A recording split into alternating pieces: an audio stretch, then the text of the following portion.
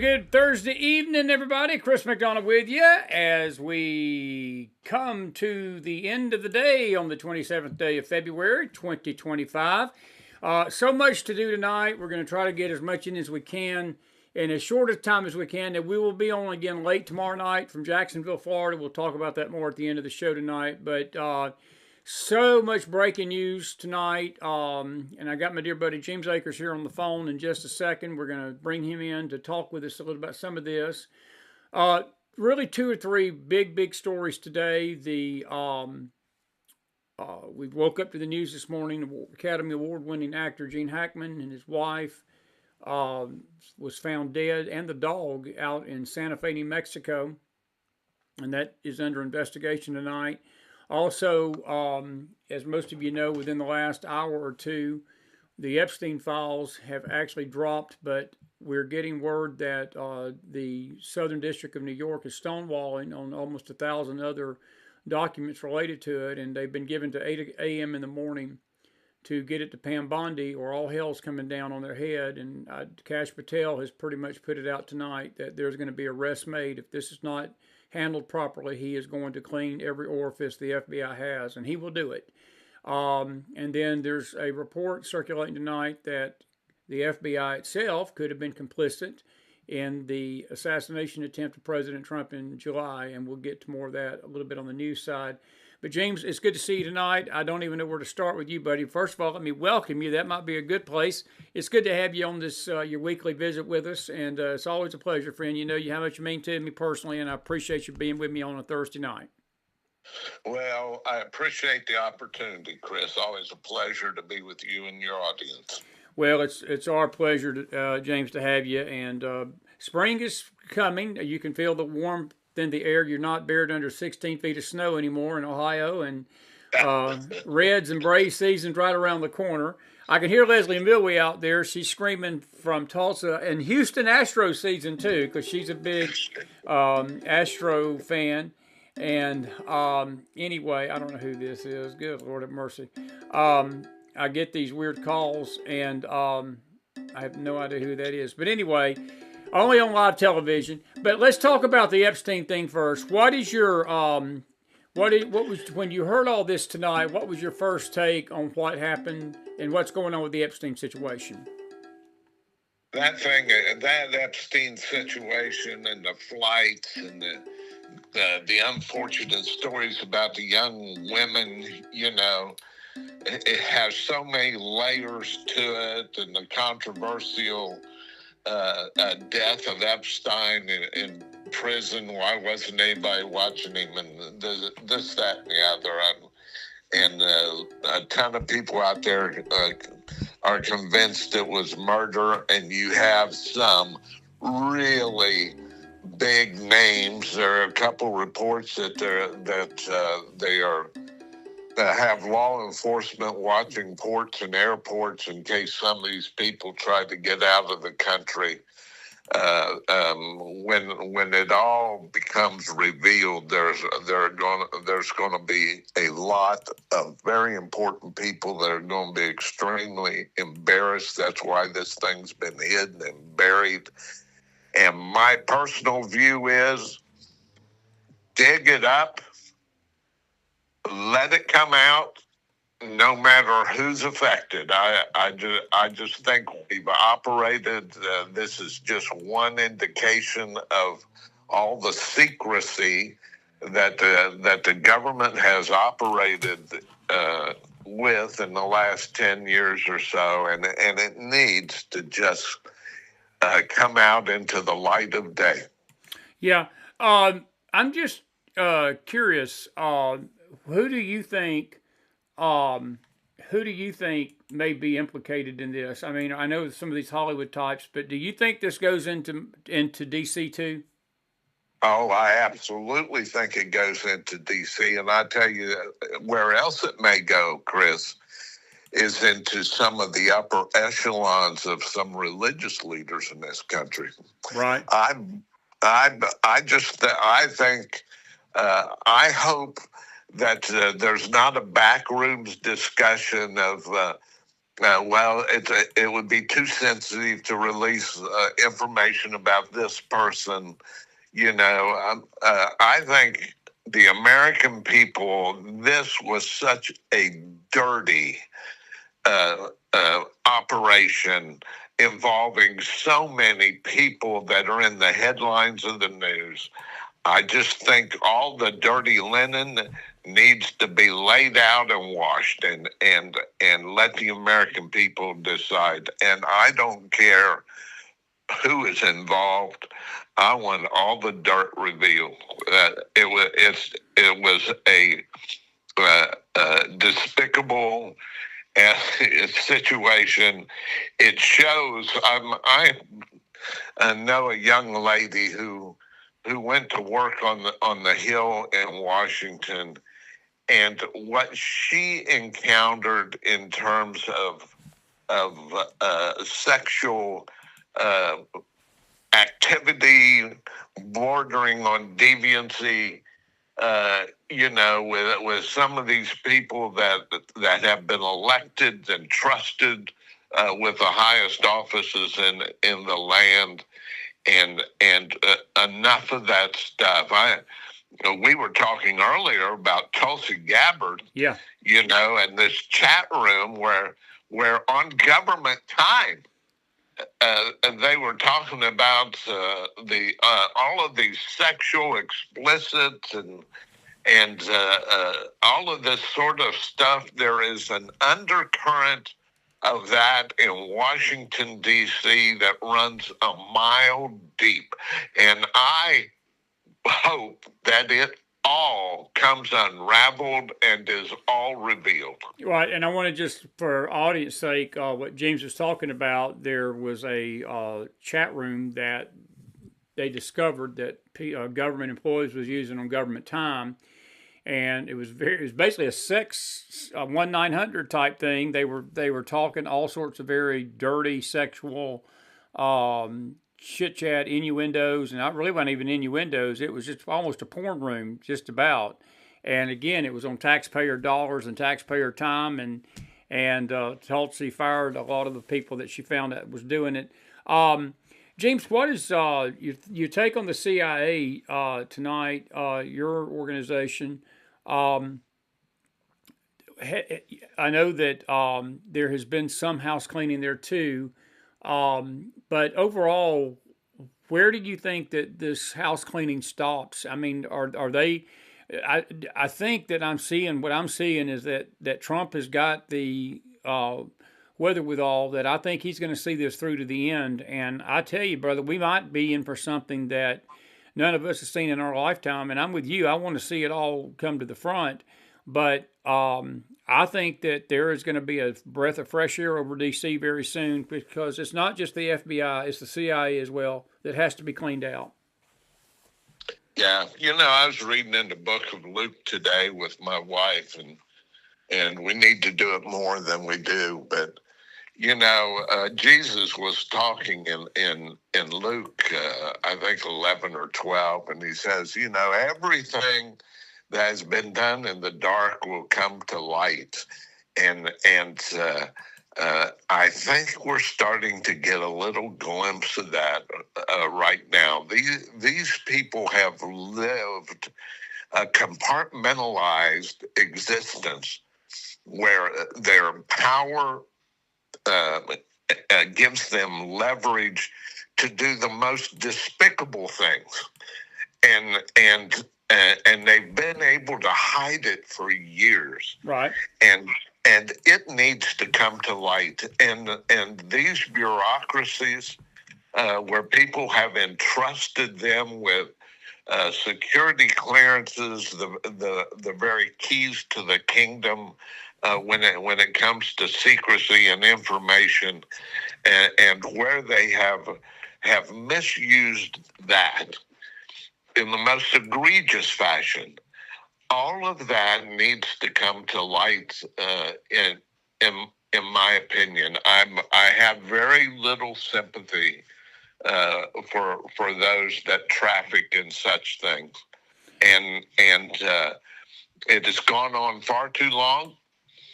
there are a lot that will say, well, this, it'll start with a splash and then the momentum will fizzle out and this, that, and the other. No, I hope it has staying power.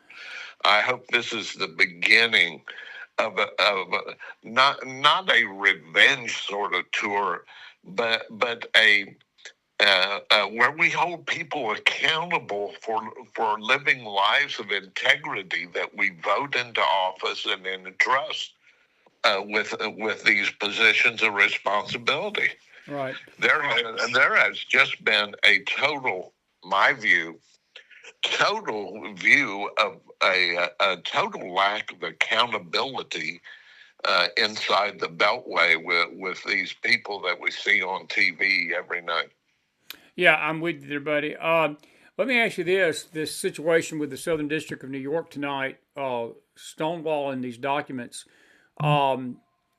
If this was on your, if there was somebody in the CIA doing this, a group, what would the upper echelon do? Would there be firings for that? I mean, that's a fireable offense, is it not? And I want to just go ahead and, by extension of that question, I'd like to ask you: do you put any stock in this story that's Gateway Pundit? This is not a far right wing website. This is Gateway Pundit is a very solid source of information, and but they are reporting tonight that the FBI, Jeemes, may have had a hand in this assassination of Trump, and Governor Shapiro of Pennsylvania, his name has been brought into this, and they're claiming the FBI knew about it, covered it up. Do you put stock that this has actually happened? Because that's just unfathomable that one of our security agencies was involved with the assassination attempt of a former president. Yes, but he was a candidate for president going into 24. And does that not what they do in third world countries? Assassinate your political opponents? Yeah, well, there's there are lots of ways of looking at this thing. If any of that is found to have a grain of truth, and it needs to be ferreted out and investigated to every level.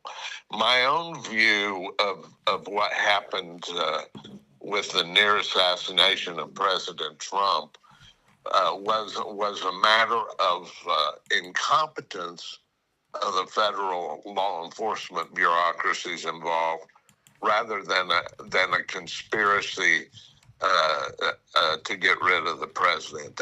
That's my own personal view. May represent a bias from the years I spent with Washington, and where I developed just a ton of respect for the people in the Secret Service and the FBI. Still, I have some really close friends that retired from the FBI, and of course the agency I was involved with. My contention with things as they developed, starting with the Clinton administration and coming right on through, was that in most of these bureaucracies, you had a layer of management that drifted away from the original purpose of these organizations, primarily to enhance their own importance in the eyes of the executive branch, and we drifted away from our purpose, which was to provide impartial information, and in the case of the Secret Service, the most competent protection for the president, and somehow the original mission got lost in a fog of politicization of all of these major law enforcement and national security organizations. You think James Comey's in trouble tonight? Do you think that there's smoke? Where there's smoke, there's fire. We got a clip of General Flynn basically telling him that he should have killed him, and he's accusing Comey of putting a hit on his life, and he knows where the bodies are.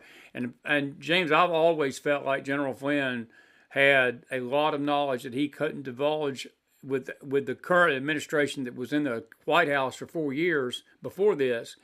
But under President Trump, there's a little bit of a freedom that I think we're about to see and hear things that we could have only dreamed of hearing even 10 years ago, 8 years ago. And I think this is going to open the floodgates. But look, people like Comey and Page and Strzok, McCabe, John Brennan, Jake Clapper, all of these security agencies, Barack Obama, Hillary Clinton, Loretta Lynch, Bill Clinton, which I don't have any doubt his name is probably on that flight leg. And then you talk about Adam Schiff. And now we're finding out tonight that 2 or 3 of the members of Congress that was on that J6 committee, Jamie Rankin, for goodness sake, that is stonewalling in Congress every attempt for the Doge to search out the USAID. Well, guess what? Rankin is found to have basically benefited to the tune of $160 million from that organization. Go figure. Brother, it is a cesspool in D.C., and I'm not so sure if the John Q. public is ready for the full revelation of what's coming. But I think there's some big name people in trouble, James. I do. I think so too. I think you've named a couple of them. It's always been amazing to me that Comey sort of escaped unscathed. In the first instance, but that's my personal view. I see a danger in all of this. I'm not sure there's a fire hose big enough to rinse out all the filth that they're gonna run into. But I do want I want it to be a genuine revelation of the scum and dirt, and there's plenty of it there. I do not want to see it become a revenge tour against political enemies. You know what I'm saying? I do. I want there to be dirt and scum there, and I want it to see the light of day, no matter who's involved. But I do not want it to be twisted and tilted so that it's taking political scalps, if you know what I'm saying. I do, and we've had this discussion before, and I understand fully what you're saying there, and I'm with you. It don't need to be revenge, but I feel like it falls right now under justice, and I'm okay with what they're doing as long as you say there's not personal vendettas that are trying to be settled. I do want to change topic on you real quick. We got about 10 minutes here tonight. What about the Ukraine-Russia situation? I know that we've talked a lot about this, and Zelensky's supposed to be in D.C. tomorrow, and he's going to sign that mineral rights bill with Trump, or the agreement. And look, I have to tell you, I'm giving Marco Rubio, and I can't believe I'm saying this because I've never been a fan of Rubio, but I actually believe that the man has done an excellent job the first few weeks on the job as our Secretary of State. And, he was very blunt with Brian Kilmeade yesterday and today in that interview, because Kilmeade asked him, he said, well, are the Russians going to keep their end of the bargain up? And Rubio was honest. He said, I don't know. He said, we can only hope. He said, but it's better that we know now what their intentions are than to keep dragging this thing out and people being killed. My question to you tonight is, do you really even have on either side fair brokers in this? Do you think either side is going to hold to any agreement that President Trump can put forward for peace? Because look, Trump's concerned about the murder and the life and the death. I think that Trump understands the complexity of the situation, but he also understands that millions, you've almost had 1 million people on each side, James, perish since that war started 3 years ago yesterday, or Wednesday, or Tuesday. And it's got to end. And there's been no leadership in D.C., and now we've got a leader that's trying to do the right thing and stop people from killing themselves. No, I agree, and I share with you a growing respect for the job Rubio's doing, and I think the time is now.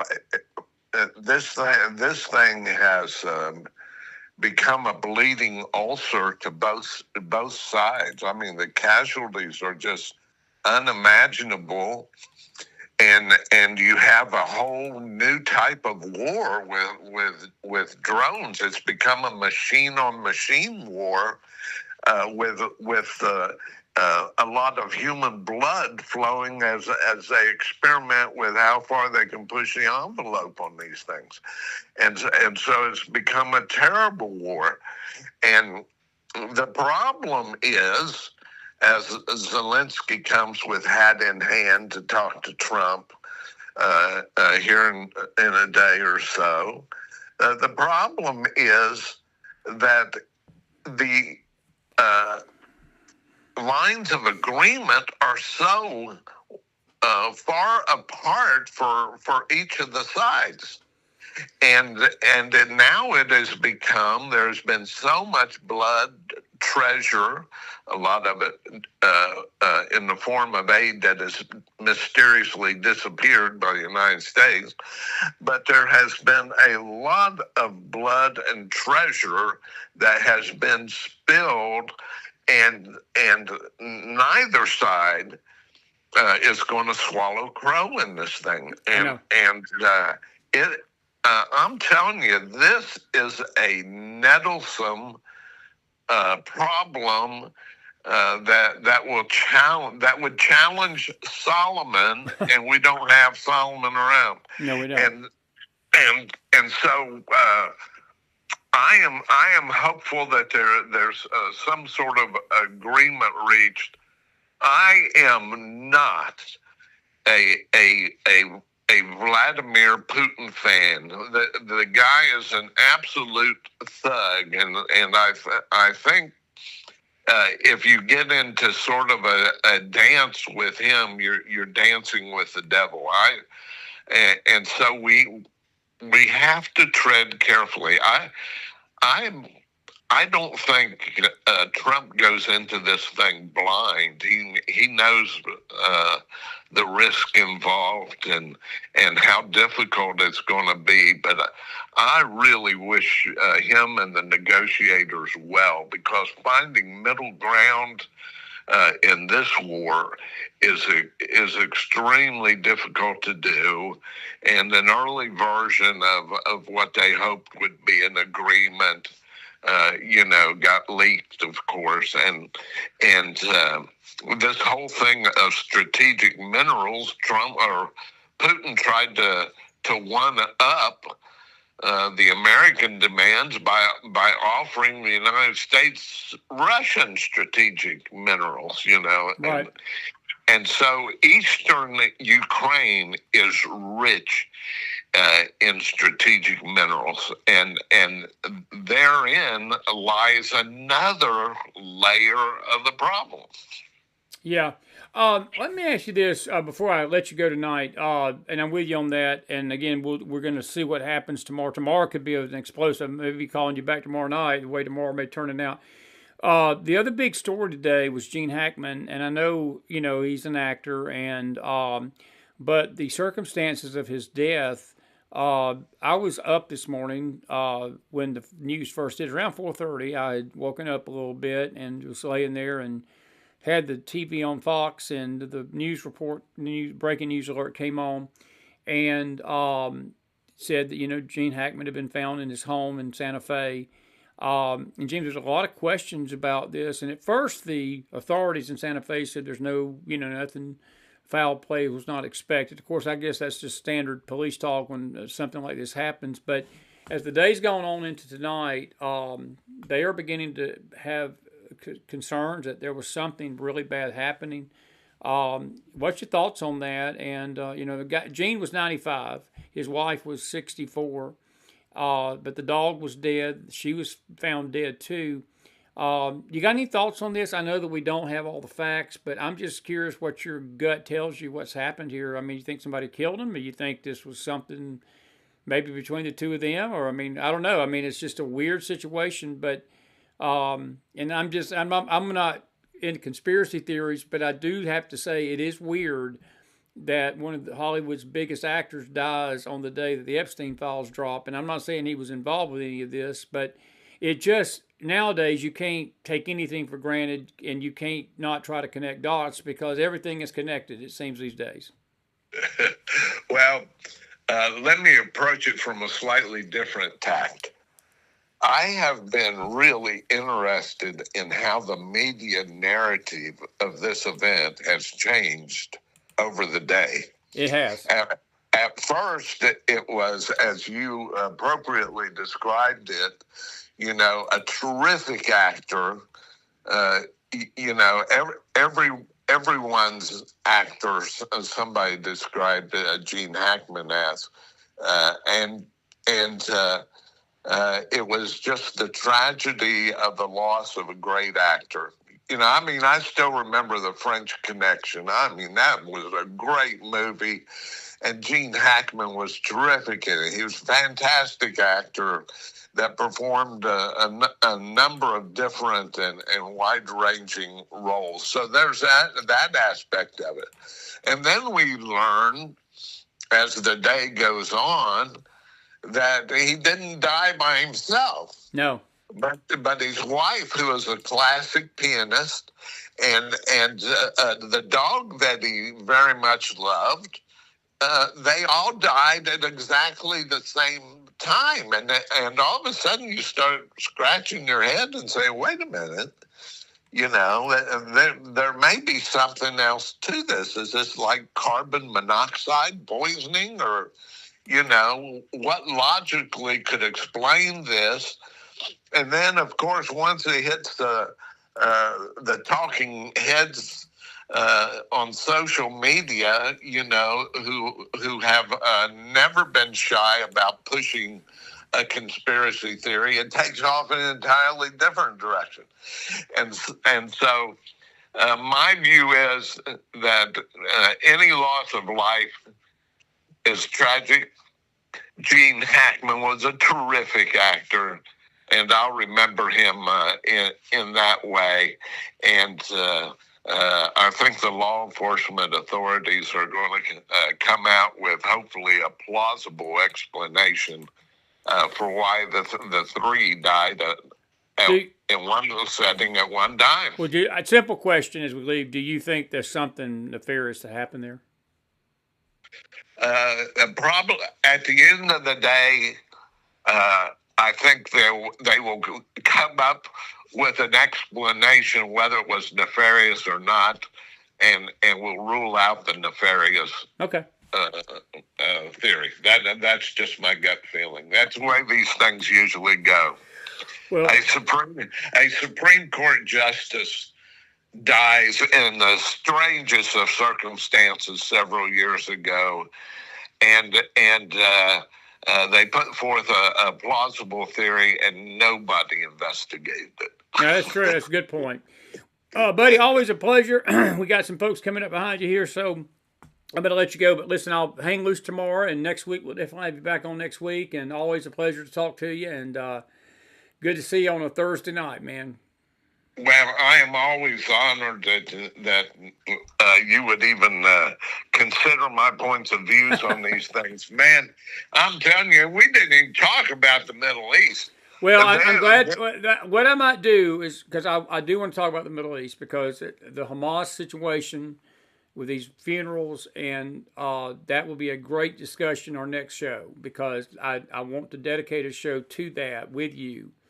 Because there is so much, and there's, they returned 4 more bodies, I think, tonight or today, and there's about 63 hostages left. 24 of them is all they can prove that's alive right now. Out of the 63 is 24. And James, I'm just being honest with you. Look, I got a story that we posted on X tonight. George W. Bush Jr., and people can like Bush, hate Bush, or whatever. My opinions on Bush has always been mixed. But I will tell you this. I was proud of him today because he basically came out and said what we've all been saying, is that you cannot negotiate with these butchers. And he said, you have to deal with the one that's at fault. And I was so proud. He said, that one is not Israel. He basically laid the fault at the feet of the Palestinians and Hamas without any question. And Mr. Bush, if you're listening to me tonight, I tip my hat to you. I couldn't agree with you more. That was wonderful. And before you get away, wouldn't you like to be a fly on the wall of these Zelensky meetings? Because Zelensky... Well, no, I want Trump to call him a dictator to his face tomorrow. That's what I want to see. I want to see, look, this is the thing about Trump, and maybe this is where me and you may differ a little bit. It's not too much difference. But I actually like Trump being Trump. And I think that the sense of humor that he's got, I watched him in that first cabinet meeting yesterday. I watched him today with the, I was about to say a bad word, the individual that runs England, Stummer. And, I mean, Trump was having his lunch. He basically looked at him and, England's trying to cut these deals behind our back and screw us over. And he said, do you want to go fight Russia alone? He said, I'll let you if you want to, And, I mean, only Trump can do that and get away with it. So I think tomorrow could be popcorn-worthy theater between him and Zelensky. The one thing I'm waiting to see what happens is that 8 o'clock deadline in the morning for this Southern District of New York FBI office to turn those Epstein files over. Because I think by the end of the day tomorrow night, Jeemes, we could be having some major discussions. But we'll see what that happens. Hey, buddy, got to run. I love you. God bless your friend, and have a blessed Thursday night. Good to see you. We'll be back here with you tomorrow night or Monday night for sure. Blessings to you and your audience, Chris. Thank you for the opportunity, sir. God bless, friend. Talk soon. Jeemes Akers, everybody, put some fire in that house for him. We are grateful for him. And we have got somebody else that's coming up right behind him. And she is, hopefully she can answer the phone tonight on this Thursday night. We had asked her to come, and Jeemes hadn't been with us this week, so I wanted to get his take. But let's see if she will answer here. Your call has been forwarded to voicemail. That's not her. That's the voicemail message. Magdalene Rose is going to call in a minute, and she is going to have her take on the day's events. While we're waiting for Magdalene, I do want to come over here to our breaking news story. This is the story out of Gateway Pundit tonight. The DOJ has released Phase 1, they call it, of the Epstein documents, flight logs, and the evidence list. U.S. Department of Justice released the first phase of the Epstein files on Thursday evening. The DOJ is following through on President Trump's commitment to transparency and lifting the veil on the disgusting actions of Jeffrey Epstein and his co-conspirators, said Attorney General Pam Bondi. Quote, the first phase of files released today sheds light on the Epstein's extensive network and begins to provide the public with long overdue accountability. Let's hope that's true. The FBI is entering a new era, one that will be defined by integrity, accountability, and the unwavering pursuit of justice, said FBI Director Kash Patel. And this is where he's addressing the Southern District of New York. There will be no cover-ups, no missing documents, and no stone left unturned, and anyone from the prior or current Bureau who undermines this will be swiftly pursued. If there are gaps, we will find them. If records have been hidden, we will uncover them, and we will bring everything we find to the DOJ to be fully assessed and transparently disseminated to the American people as it should be. The path we take is to the Constitution, and under my leadership, that promise will be upheld without compromise. And we've got this story on our McFiles Telegram room tonight. We're going to be making some changes to our Telegram room in the next few weeks, but it's still there. And this is Magdalene right here. Let me take this. We'll get back to this story. There is Miss Rose on the phone. How are you doing, Miss Rose, tonight? I'm good. How are you? I am doing great, young lady. It's good to see you. We were just talking about the Epstein files, but I'm going to go back to my main screen. Now I'm going to talk to you. Look, if every time we have a little break in between our conversations, the world almost comes to an end. So, goodness gracious, what a week, what a 3 weeks for President Trump and what's going on. But what's your thoughts on all this Epstein stuff tonight? What's going on with that? Well, I wonder, people are blaming Pam Bondi. And my question is, was it Pam Bondi who sort of orchestrated and allowed this PR disaster? Or was it the White House PR machine? Because if it was the White House PR machine, this is not her fault. This is not her issue. If it was her, that's a problem. But I wonder, because of the praising of the whole operation by the White House comms team, even though it was clear this was not a success, the giving the influencers those binders, I wonder who really sort of engineered this idea, because it has not landed well.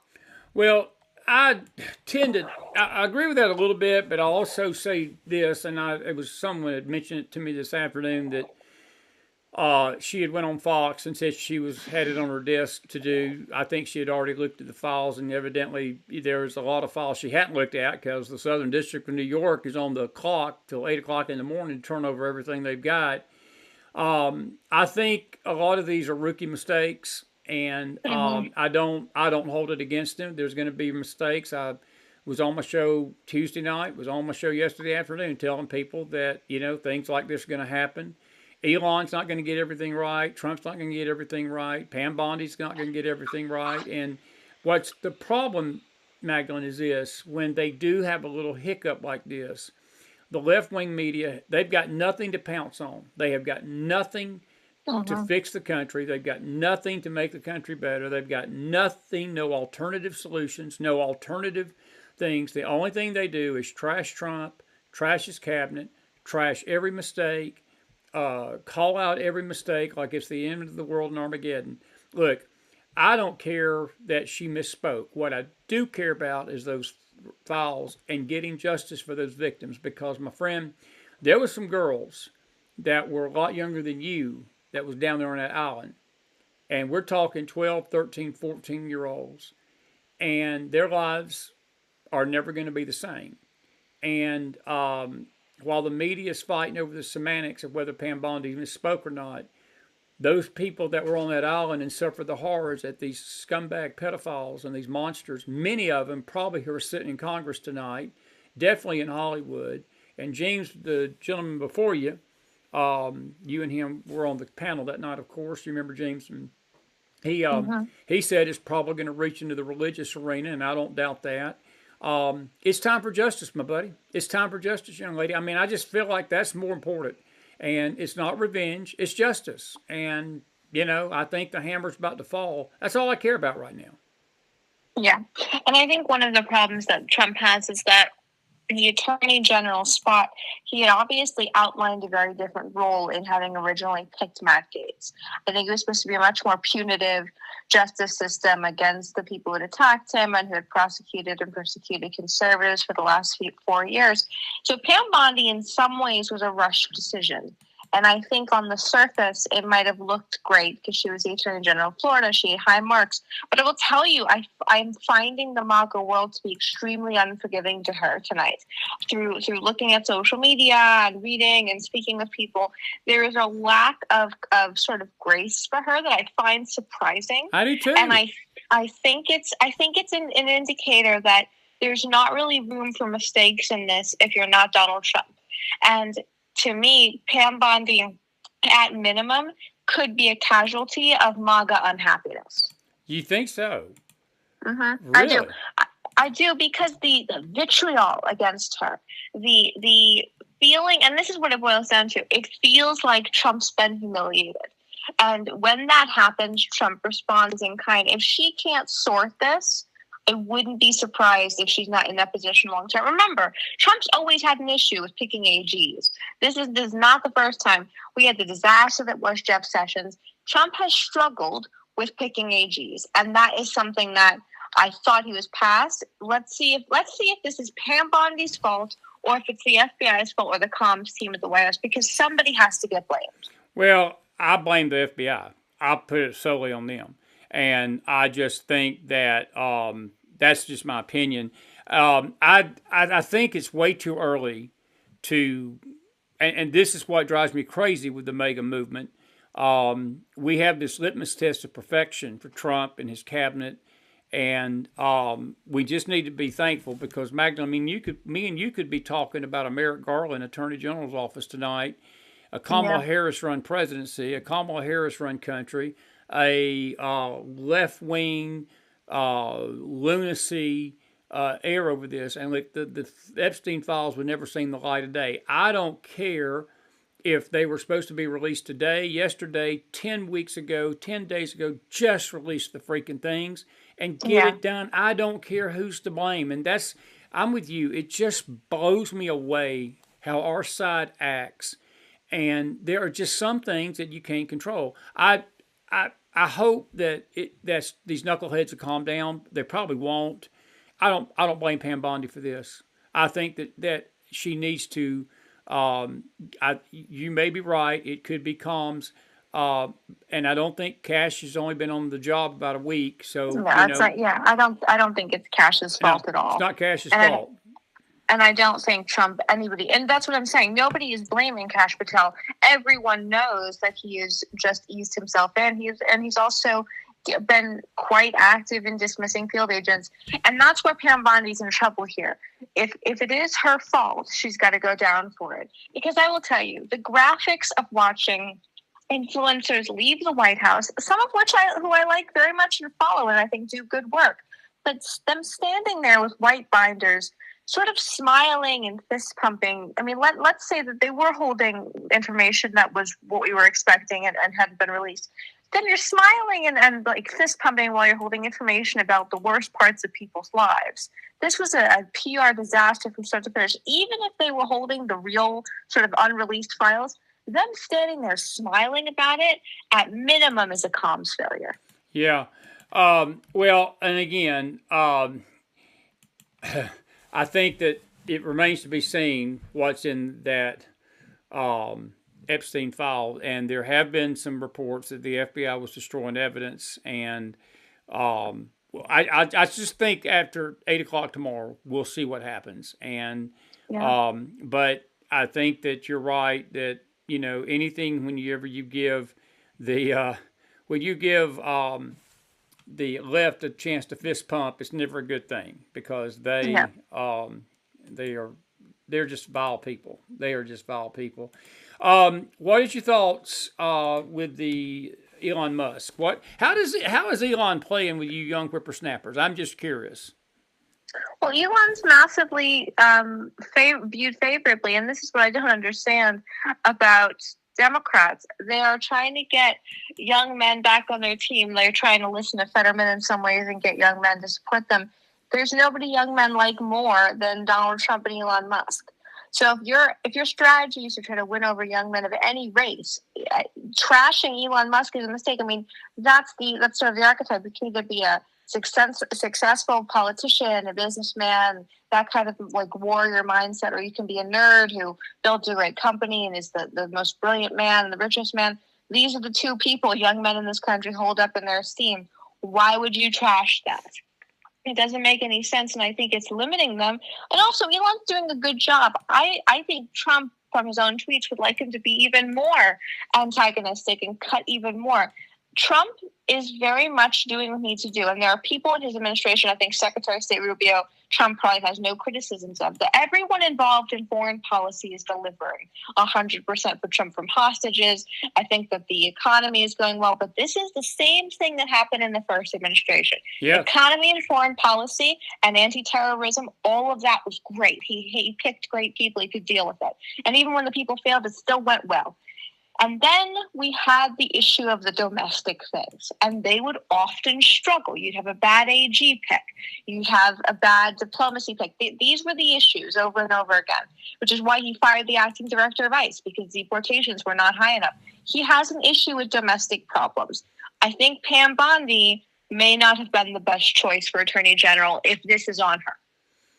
Well, this may be the only time I disagree with my sweet Magdalene Rose. I give her a lot more grace. I know Megan's not doing it, but I just think that she herself has only been on the job 2 weeks, Yeah. Mag, and I think that we'll just let this play out. And I'll put it like this: this is what drives me crazy with the right, because the left, if this was on the left and this was Merrick Garland, they would never even think about doing anything to him, because the left sticks together like you know what on right. And we on the right, if somebody stubs their toe or drops their hat on the ground, we're ready to kick into the curb and get rid of them. And I shake my head at that, because again, you're dealing with people, things happen. I'm not going to disagree with you in this. The optics of this was horrible, because people were expecting major, salacious, tabloid, National Enquirer type revelation today when this list came out and this files came out, and it made her look like that she had oversold this. And I have to tell you, Pam Bondi wasn't the one overselling it. The mega community has been overselling it, because I might as well bring up a sore subject. The Q movement and a lot of these things from the past, people have swore up and down that all the Hollywood pedophiles went down there, all the congressmen went down there, and all of this stuff. And if it's proven that the Southern District of New York held the files of the real perpetrators, then there should be criminal activity. I saw somebody out there say they should be fired. No, they shouldn't be fired. They should have their carcasses put in jail. And I'll use carcass tonight since this is a family show. But no, they should have their butts put in jail. And basically, that's treason to me. It's treasonous. And I tell you why. Of all the crimes that a nation and society cannot survive, kiddo, it's crimes against kids. And that's why this men in sports stuff is so evil. It's why abortion is so evil. It's why having drag queens and homosexual fetish type people dressed up in freaky costumes, basically parading themselves in front of kindergartners is so evil and sick. And I think that the Epstein thing has left this expectation that we're going to see mass arrest, and we still might. But if we don't, that's not Pam Bondi's fault, because this thing should have been handled 5 years ago when it happened. He's been dead since 2019, because I was in D.C. the day he died. I was coming back home from D.C. It was 2020, I should say. Yeah, it has been 5 years ago almost. So that's just my take. And again, I know that's not everybody's take, and that's fine. But Epstein's issues are not Pam Bondi's. She's taken over a mess. She's trying to get the truth out there. At least she's trying to get the files out there. Now, what's in the files, she can't control that, correct? No, she can't. And I think one of the problems that we're seeing is sort of the White House is really into having new media there. Totally understand that. I think it's a great thing. But most people in America, yes, they get their news from Twitter, from Facebook, but legacy media does still matter. I think they're jumping the gun a little bit in thinking they've killed legacy media. They haven't, because most people, when they see a news alert from CBS News, are going to take it more seriously than if they see it from X. It's just the truth of how it is. So I understand the prioritizing of influencers and journalists, and that's great. But don't dismiss where people think legitimate sources come from. And this is something I think the White House comms team is struggling with in finding that balance. And I don't think it's Trump who's struggling with it at all, or Vance or anybody. I think the White House comms team is being run a little bit childishly. There is a focus on everything is new, everything is there. That's not where most people view legitimate news coming from. At the end of the day, you are the White House. You have the story. You have to get legacy media in some ways to yield to you, and not think you can replace CBS News with like having the Libs of TikTok account runner at the White House. It's not the same thing. Yeah. Well, I see your point. I think you can have both. That's just my take. Why can't you have both? I mean, if you want the legacy media there, put the legacy media there. Put Libs of TikTok there too, and have them rotate, when they're asking questions, and let everybody have a fair shot. But one thing about those press conferences, though, Mag, There's nothing in the Constitution that says they even have to have a press conference. People are screaming. It's like the AP suing the White House over access. There is nothing in the Constitution that says the press has a right to even step foot in the White House. They can report what they want to. But you know something? It's the president's house. If he wants you to report from the toiletry, he can stick you in that men's room and say, this is your office. That's his prerogative. And this crap about that their constitutional rights are being violated. Well, Trump ain't went there and yanked the press credentials of AP to not report. They can report on what they're wanting and stand right outside the front lawn of the White House and say what all they want to say. They still do anyway. They lie and they cheat and they do all this stuff. CNN is still at it. MSNBC is still at it. Even though MSNBC is losing everybody, they're going to keep firing everybody at MSNBC. They're going to have an Apprentice sequel. And it's called You're Fired Special by the MSNBC people. But, Rose, that was a joke. You were supposed to laugh at my joke. I'm expecting my goddaughter to laugh at my humor. But anyway, I guess you didn't get it. But anyway, I see your point. But I just don't think you have to have either or. You can have both. I mean, have the libs of TikTok, have CBS if they want CBS there, and it's fine. I go back to what I said a while ago, hon. Trump is we're talking about a presidency that's not even 100 days old. We're talking about cabinet picks that are not 100 days old. Some of these people even got approved for like 2 weeks. And I say this to the mega community tonight, calm the blank down and chill. For God's sake, just chill. Because there are going to be mistakes. There's going to be things that happen, and the left just salivates over this stuff. And the reason they salivate is because they know if they salivate enough, we'll turn on our own. There was somebody in Facebook that said something that the Republican Party has a problem with loyalty. They're absolutely correct. The Dems don't have this problem with loyalty, Mac. You can pee on the American flag in the Dem Party, and they're not going to turn their back on you unless you go against their agenda. In the Republican Party, again, if you don't wear the right color hat, you're out. And we got to stop that. We got a country to save. Because I got a feeling that these next 4 years, my friend, are going to determine a lot of the future of this United States of America. If we don't get some of the stuff straightened out that we're trying to get straightened out right now, I don't know anybody else ahead of Trump that will do the same. That's just my opinion. Yeah, that's true. And I think that one of the problems that the left has is that Trump is being successful on all the meat. He's getting people out. The economy is improving. But this was the issue with the first presidency. The first term, rather. Trump didn't fail on anything in the first term except hiring people, except managing his own White House. There was not a hostage Trump couldn't get out of North Korea. There was not an economic situation Trump couldn't solve. There wasn't a thing he failed at when he was president the first time. There isn't the thing he's failing at this time.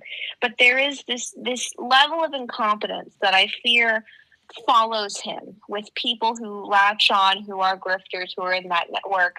And it's the same thing with the Andrew Tates and the Candace Owens operation of the Republican Party. Ron DeSantis, the governor of Florida, stands up there and goes, I was not informed that Andrew Tate was coming to Florida. I was not told any of this. I don't know what this is about. And I think there's a lack of communication from the federal level because Trump people don't like DeSantis people, some of them. You're starting to see the infighting a little bit, and the left will pounce on that. You're right. They're going to pounce on that. Hey, I know that you're probably so young you may not even remember Gene Hackman, but this actor that died today. What was your gut on that? When you saw this thing, do you think there's something nefarious going on with the death of him, his wife, and that dog? No, I think people want it to be more interesting than it is. I mean, they were older people. It seems like they didn't have people checking on them. I think in a time where we want everything to be sensationalized, it's not really. It could really have just been two older people who there might have been a gas issue. I don't think there's a big story to it. I think people just want there to be more to it because it is sad. Yeah, interesting stuff.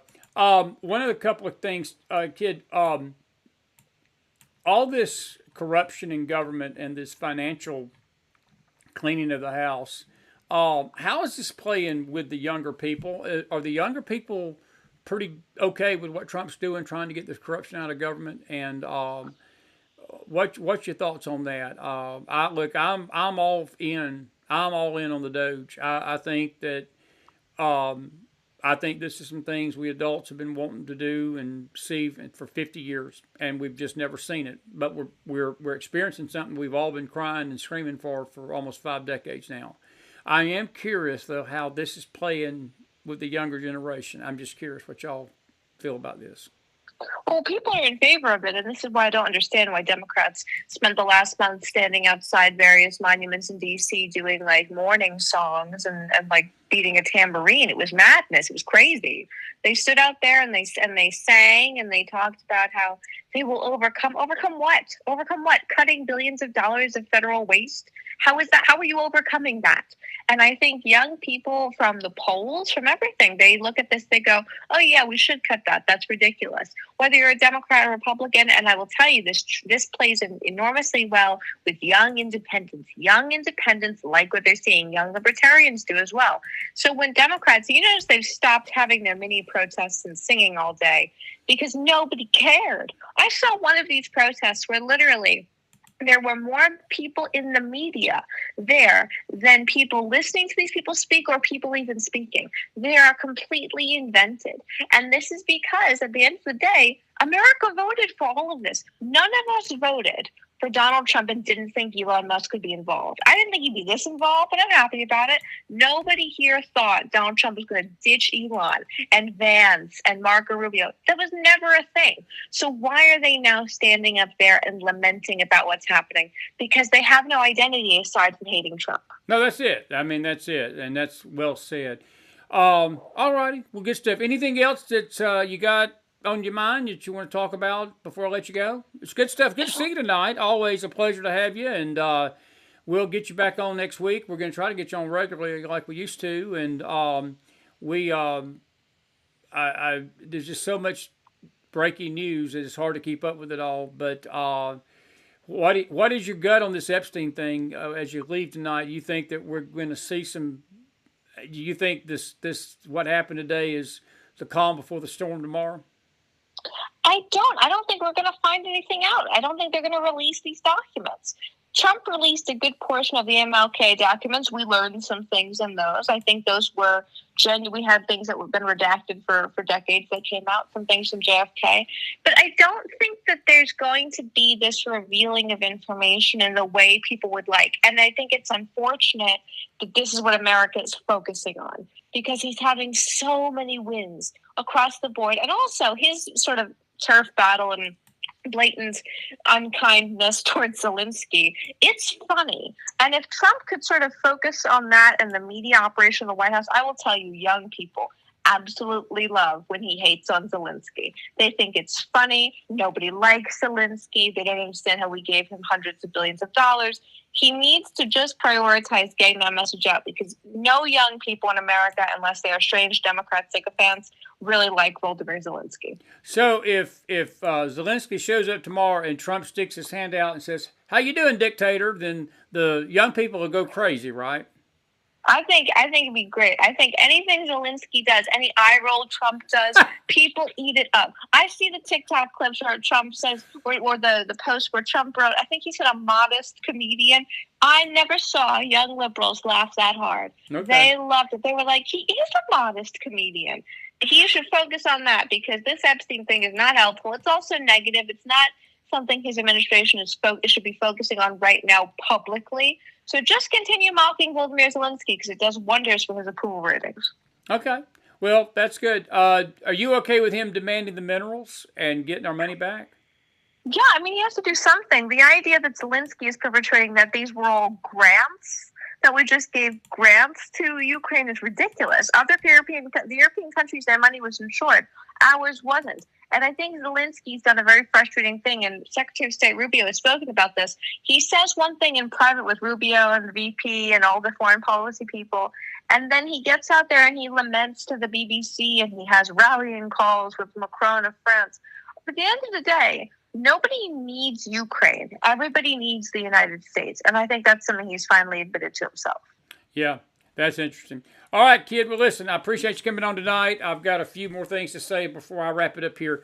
Love you like a daughter, and I'll see you soon in person and also back here on the McFiles. Thank you for being with me tonight. Thank you. Have a good night, hon. Be blessed. Okay. Magdalene Rose, everybody. Put some fire in that house for her, and always grateful for her. And I just want to say, folks, she's not, she don't have the gray hair like I do. She's the younger generation. And I know some of you adults out there are not all on board. Well, she's got her, that's the young person's perspective, and that's why we have her on. She's like a goddaughter to me, and I would stand in front of any bullet for that kid. She's such a fresh voice of conservatism, and I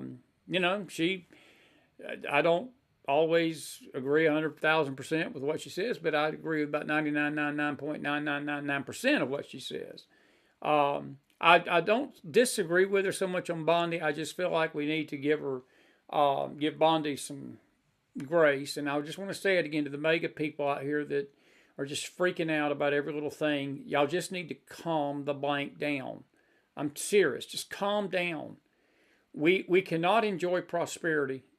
Our side just does not enjoy prosperity. It's like that we almost have to get a communist witch to be elected to this nation for us to come to our senses and say, oh my God, we need Trump. And then when we get Trump in, this is how we act. This is how we act. And I've never understood it. And Miss Anna Paulina, and her public spat with Bondi's not helped. Just give it a few days. Now, I will say this. You cannot blame Pam Bondi if these files turn out to be a nothing burger. I guarantee you there's going to be people out there that's going to blame Bondi and Patel for that. And that's foolish, because this file goes all the way back to 2019. And these crimes that Epstein has been accused of really go back into the 1990s and early 2000s. This man's been a pedophile. He's been one of the most wicked sex traffickers in the history of this country, honestly. And did he kill himself? Likely not. Likely not. Did he know where the bodies were? Likely, yes. Do I think there are Hollywood people involved in this? Yes. Do I think Congress is involved? Yes. Do I think the FBI is covering it up stuff? Yes. I mean, yes. I'm with you. But what we think and what can be proven is two different things. And, you just have to hope that not enough of those documents they were basically trying to destroy got destroyed. Don't blame Pam Bondi for that. Don't blame Pam Bondi. I think she's an excellent choice. She's doing the best job she can, folks. And look, the thing about President Trump is this, what we've seen. If somebody can't do the job, he's going to replace them. And he's very loyal to his people. He's not going to, unless they start stabbing him in the back, they're not going to have him stab them in the back. Trump will stand with his people. I know that much about him. When Trump gets mad is when you basically stab him. And as any president would be about his cabinet, your cabinet needs to be people you can trust with your life and work for the betterment of the country, and not have to worry about you saying something to the press and then one of your cabinet members going out and blabbing their mouth to somebody else and something totally different and undermining what you said. That's not cool. I want to come back over here to my screen. We were reading this story about the Jeffrey Epstein thing. Listen, go to our Telegram room, and this is Wednesday night. Attorney General Bondi told Waters on Fox News that some Epstein information would be released on Thursday, which it was today. And Pam Bondi said there are over 200 Epstein victims, and the number may be 250. And Waters asked her, one of the things a lot of people are wondering, because you said last week that you have the Epstein files on your desk, is when we can see them and what's taken so long to release them. And Bondi said, and this is her quote, "I do, Jesse, there are well over this will make you sick, 200 victims, 200. Well, over 250 actually. We have to make sure that their identity is protected. and their personal information. But other than that, I think tomorrow, the personal information of victims. Other than that, I think tomorrow, Jesse, breaking news right now, you're going to see some Epstein information being released by my office. And Jesse said, what kind? Pam Bondi says, well, what you're going to see hopefully tomorrow is a lot of flight logs, a lot of names, a lot of information, but it's pretty sick what the man did. And I think we already know that. And again, this is a story out of the Gateway Pundit that we encourage you to read. I'm just going to go to the Gateway Pundit. There's a couple of other stories that I want to talk to you about real quick tonight. Let me move my thing out of the way to get the ad off of that. There we go. But I didn't know that.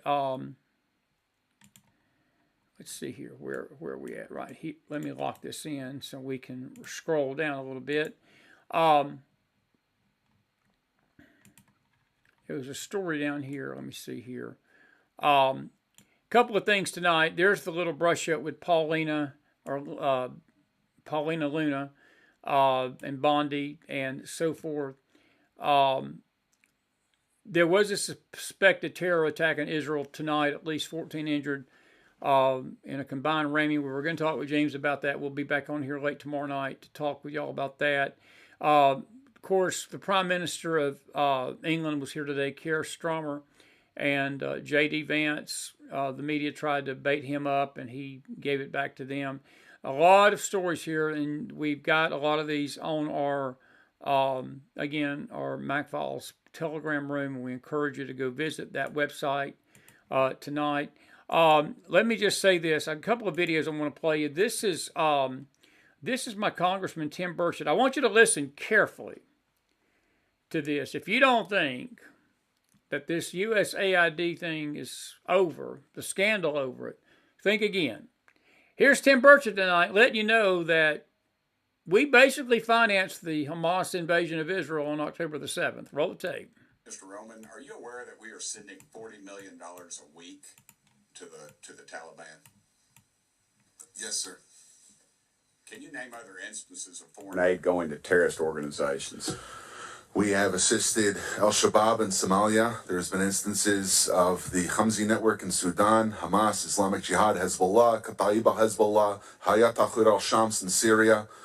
Dozens of terror organizations have received indirect assistance from U.S. foreign aid. Could you elaborate a little bit on the mechanisms in place that are to stop foreign aid from going to terrorist groups, and why are they not working if we have any in place? Sure. And I would note that these are, you notice, these are terrorist weaponry. You see some AKs, SKSs, some snipers, some clips, some clip carriers, probably made in China, and I believe these are small landmines here beside right there. Let's use Gaza as our case study. $2.1 billion in American taxpayers' money to Gaza since October 7th when Hamas invaded southern Israel. USAID money was going in terms of an emergency use authorization to try to go to parties that USAID formerly had a relationship with in the Gaza Strip. They had to have been vetted by OFAC. They should have been vetted against the special designated terror list from the State Department and from other Treasury organizations. Waivers were granted because they said that there was an emergency use to have that money come in to Gaza, thereby jettisoning the usual typical screening procedures. As a result, 90% of aid that was going from the United States by way of its agents in Gaza ended up in Hamas-controlled areas. And this is ridiculous. Essentially, what the U.S. assistance to Gaza did was underwrite the ability for Hamas to survive until the ceasefire was just passed a few weeks ago. There was no strategic thought for it, and there was no screening. Seems like the emergency might have been to arm terrorists to kill civilians. Would that be accurate? That's accurate, and even more than that, Samantha Powers, the administrator for USAID, was intent on having Israel not be able to defend itself. To not be able to defend it. Correct. Mr. Pramarak, is that correct? How do you say that? Pramarak? I got Burchett, man. Nobody gets mine right, so don't worry about it. What is it? Pramarak? Perfect. All right, thanks, brother. How did terrorists exploit our foreign aid loopholes? Well, we have a lot of our Can international. you pull your mic up? I'm sorry. Can you hear me? Yes, sir. You have international NGOs and UN agencies actively lobby here in Washington, D.C. against vetting policies that would prevent it. I was the senior vetting officer at USAID, and what Hold we on a second. Did you say United Nations is doing this? The UN? Sure, everybody who's getting money lobbies here. That they're lobbying against us. I'm sorry, Mr. Roman. There's actually someone who used to work for one of those lobbies, the largest NGO lobby, Interaction. One of our co-witnesses here worked for them from 2018 to 2023. USAID effectively self-funds its own external private lobby that then goes back to Congress and asks for more money for USAID. So the taxpayers fund this lobbyist who's working against American interests. Correct. Possibly killing our allies and possibly Americans. They bring together groups in Washington 1 minute that to go. overseas work with groups about that done. kill Americans. Yeah, I don't need a flow chart to show that. I appreciate it. Do you think USAID programs have been aligned with the national security interests of the U.S.? Nope. No, they have not. They have actually helped China. Mr. Roman? No. Okay. How do these programs compromise our national security, Mr. Premack? They actually push China. They actually push much of the world towards China on the green energy agenda. They push people, ordinary people, billions of people towards China because of the resentment caused by our social re-engineering. Are we being lobbied by these pro-communist China groups currently? But a lot of these countries don't even have to lobby because they get the money anyway, like South Africa. Yeah, and in fact, these lobbyists have come to the House and have tried to kill legislation like H.R. 160, which was meant to increase transparency in USAID's funding of overseas organizations. Is that a current piece of legislation? That's from the last session. And give me that number again. H.R. 160. And what does it do? It was meant to give U.S. lawmakers the ability to have higher transparency in terror financing investigations aimed at scrutinizing extremist groups. Mr. Premack? We had a regulation before we left in the last administration that anybody who touches money in countries where there's terrorists, those names have to go through databases, terrorist databases. That was overturned by Biden. Overturned by Biden. Overturned by Chair Lady, Biden. And I'll leave it currently- right there. We're going to stop it right there. That's basically it. What you just heard there was my representative, Tim Burchett, down in Tennessee, actually. And Tim was my neighbor for a period of time when I was in West Knox before I moved east a little bit. But he was bringing to light the fact, folks, that we basically, the USAID has basically been financing terrorism. And this money that supposedly is going to help these countries are winding up in the hands, it wound up in the hands of Hamas. It literally caused Hamas to be able to survive. Since October the 7th of 23, we financed that war against Israel. And you heard what the gentleman said that Samantha Powers believed. She was trying to do this to make sure Israel couldn't arm herself. She was actively involved in not allowing Israel to arm itself, but yet funneling money to her enemies. We call that judgment. We call that judgment. This is Mike Flynn tonight. We're going to talk about this more tomorrow night. We got one more video, and we're going to call it a night because we're running late tonight.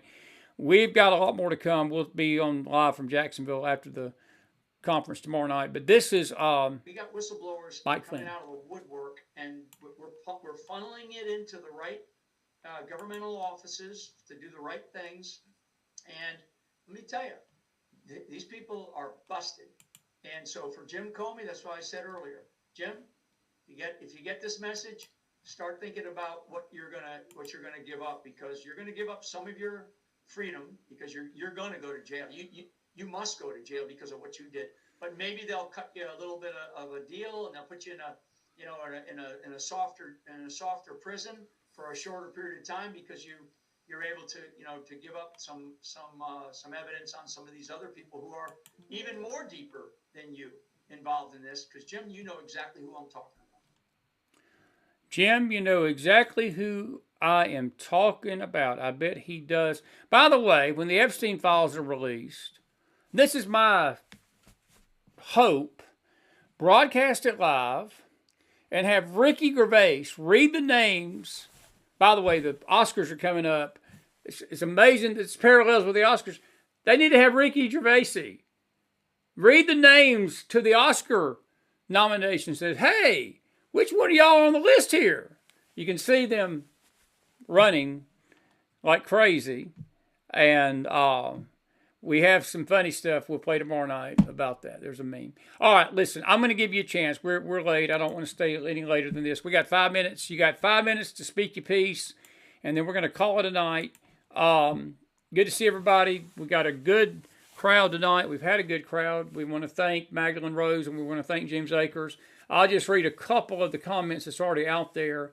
Lori Craven, you said that you don't think 64 is elderly. I don't think...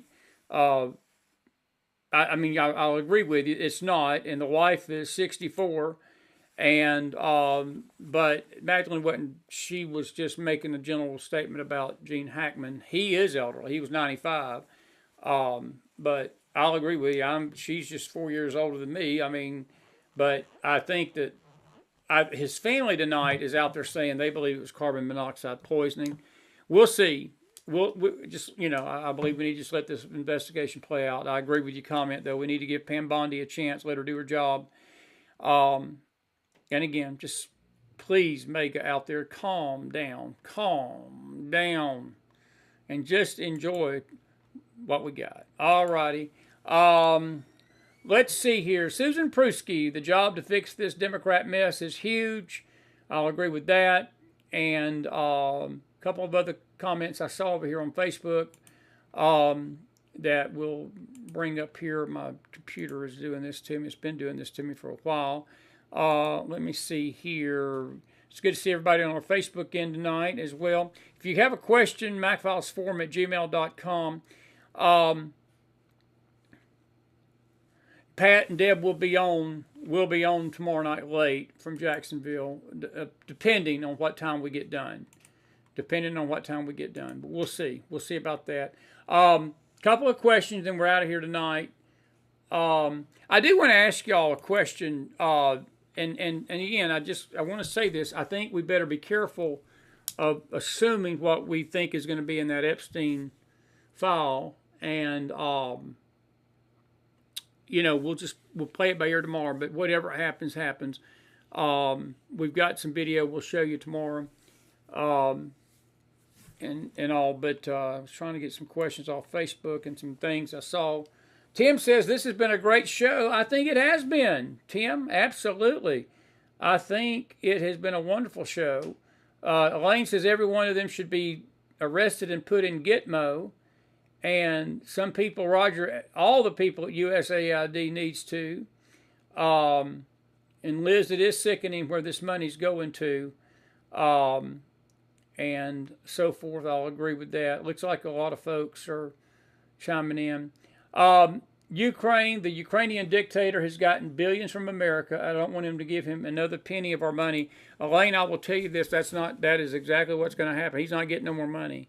Trump's trying to get the money back. Did y'all know that we have financed $350 billion of this war? Europe's only giving them $100 million. That's unreal. And the $100 million Europe gives him is a loan. He's going to have to pay that back. We just handed him a check for $350 billion, said go kill the Russians, and you Russians fight it out. It's almost like throwing money into a playground with two bullies, say kill each other. And that's pretty much what's happening, and that's going to come to an end. That is going to come to an end.